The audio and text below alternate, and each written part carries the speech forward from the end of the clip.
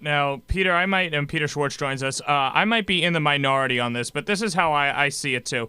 I kind of feel that, and you mentioned this too, the Jets did draft, they traded up to get Mark Sanchez 5th overall. This is his 4th year in the league, and it still seems as if they don't trust him to go deep. Now, they bring in Tebow. Do you possibly think, and I know I might be in the very, very, limited minority, do you think that the Jets are setting up Sanchez for disaster? Because let's be honest, they haven't given him a real receiver after Santonio Holmes this year. They tried with Plax last year. They didn't give Braylon Edwards a call. It just seems that we've seen what Sanchez can do with these big, with these good receivers, and now he's kind of stuck with Stephen Hill, who, let's be honest, doesn't have the best hands in the game. Curley's great, but he's not Braylon Edwards or any receivers that they've had in the past. Do you think that the Jets are kind of setting up Sanchez for disaster? I don't think they're doing it intentionally, but I think they're doing it. I don't think there's a question about it. Again, if they were doing this intentionally, then the entire football operations department needs to go look for another job, because that would just be, that would be one of the dumbest things in the world for an organization to intentionally put, a player not in harm's way, but in a position where there's no way he could succeed. And I don't think they've completely done that. The Santonio Holmes injury was unfortunate because, despite what you think about him, he is their best receiver. Jeremy Curley had a great game the other day, and I still think Stephen Hill's going to turn out to be a good player. But you're right; they did not add any depth to that position. I mean, Chaz Schillens, is an okay player, but he's not a guy you can depend on. So, and there were guys out there that they could have brought in. I mean, they had a chance to bring Braylon Edwards back, who probably would have loved to have come back. And even at this point, they could probably reach out and bring Plexico Burress back, which, is probably not the ideal situation, but right now, in need of a wide receiver, I mean, he's a guy that caught 8 touchdown passes for the Jets last year. I mean, I don't think they'll be hard-pressed to see if the wide receivers have 8 touchdown catches combined this year. So, I mean, 8 touchdown catches. So, I mean, he's out there. We probably would, you could probably write your own check to give him, and he'd come into play for you. So I do agree they have to get some more weapons around Sanchez. I think getting Dustin Keller back helps. But you're right, another wide receiver would probably be a big help. Peter Schwartz here. Peter, you're mentioning the wide receivers right now, and with Santonio gone, I'm not sure if that's more of a good thing or a bad thing, because he was a bit of a cancer, in that locker room, and he did show up Sanchez a couple times. You remember the 49er game when he went down, obviously. He didn't have to throw the ball up in the air. So do you think that this team, maybe with Santonio, the distraction of him gone, they've been playing a little bit better. Do you think that they can create an identity for themselves now, or what do you think?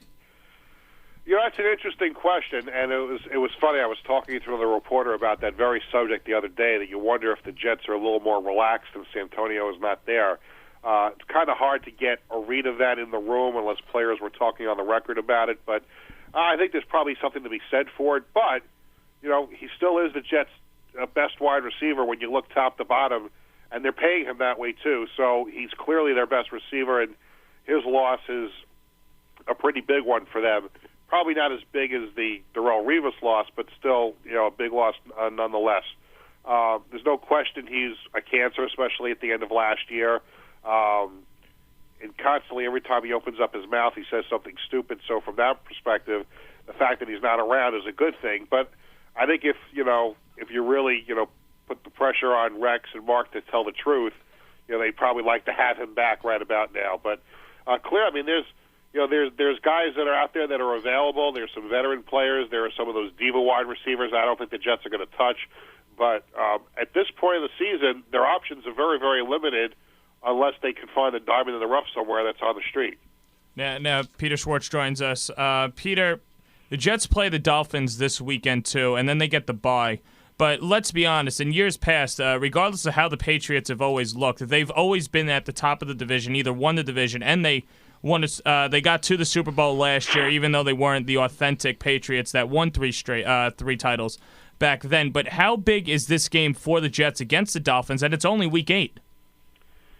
Well, it's huge. I mean, I think when you looked at the Jets' schedule at the beginning of the season and you said, all right, they had a pretty tough schedule the first half of the season. If they can go to the bye 4-4 and kind of hang in there in the playoff race, I think you'd sign up for it. Now, it's disappointing for the Jets' standpoint that they didn't win this Patriots game because they'd have a chance to be 5-3 at the bye. But clearly now they have to have this game. I mean, this I think you could probably say that the season probably hangs on the balance with this game. If they can get it and get the 4-4, get a week off to heal some of their ailing bodies and things like that, and kind of regroup and self-scout themselves, and come back to work in a couple of weeks and be ready to go, I think the Jets would be in a great position. But this Dolphin team is playing well. They gave the Jets all they can handle in that first game down in South Florida. So this is not a slam dunk that some people may think it is, but I certainly think the Jets are very capable of winning this game, and I think they're going to win the game. I think it'll be a close game, but certainly they cannot stub their toe. They have to get the job done and figure out a way to win this game. And, Peter, we'll talk about the running game real quick. They got back. It looked like they were really going to get back to the ground and pound a couple games ago. Last game now against the Patriots, they were able to get a rushing touchdown. They did okay. They weren't terrible. But I think much of it has to do with the offensive line, and the offensive line hasn't been awful. They've showed some signs of life. I mean, against the Colts, Sanchez was only sacked once, and Sean Green had that humongous game. But how do you think this group can develop some consistency? Because their the Jets' whole philosophy is this quote unquote ground and pound. And what do you think this line has to do to just get things together and put some consistent games together? Well, I think you said it right there. They just have to develop that chemistry and play like they're playing right now, and they're playing well. I think the pass protection breaks down at points, and I think that's a concern. But the rushing attack has obviously been a lot better the last couple of weeks. I thought it was good against the Patriots. I thought there were times where the Jets ran the ball very effectively, but clearly it was against the Patriots defense that that is susceptible to the pass, and the Jets took advantage of that for a decent chunk of the game until they got conservative at the end. But I think the rushing attack is getting better. I'm still not 100% sold that Sean Green is the number one running back in the NFL, and I think it's an area that the Jets are going to continue to explore and look around and see what's out there. And maybe even if they're in a position to draft a running back next year, they may have to do it. But for the time being, and he also suffered a head injury in the game on Sunday too, so he might be a little bit groggy this week. So while I think the running game is better, I don't think it's all the way back to where it was a couple of years ago. But still, it's a step in the right direction. All right, now, Peter, I just want you to complete this sentence. The Jets do or don't make the playoffs because?